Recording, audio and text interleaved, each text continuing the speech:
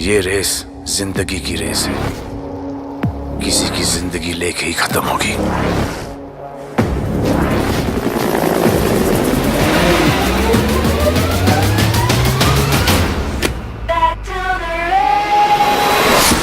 Welcome back to the race.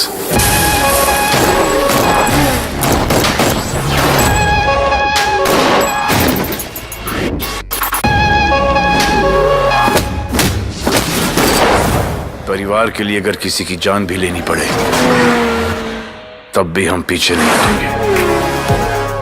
गुस्से में लिया हुआ डिसीजन हमेशा नुकसान पहुंचाता है, इसलिए पहले मैंने डिसीजन लिया and now I am getting angry, very angry.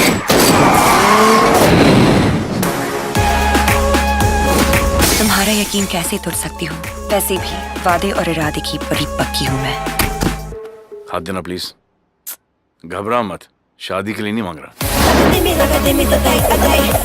हमारे बिजनेस पे कोई नजर डाले वो हमें बर्दाश्त नहीं। Our business is our business, none of your business. हमारे बिजनेस में दुश्मन जितने कम हो उतना ही बिजनेस बढ़ता है।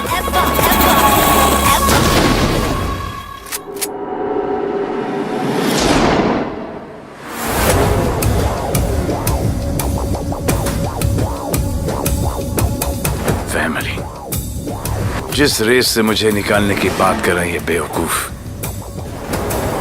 वो नहीं जानते उस रेस का सिकंदर मैं हूं।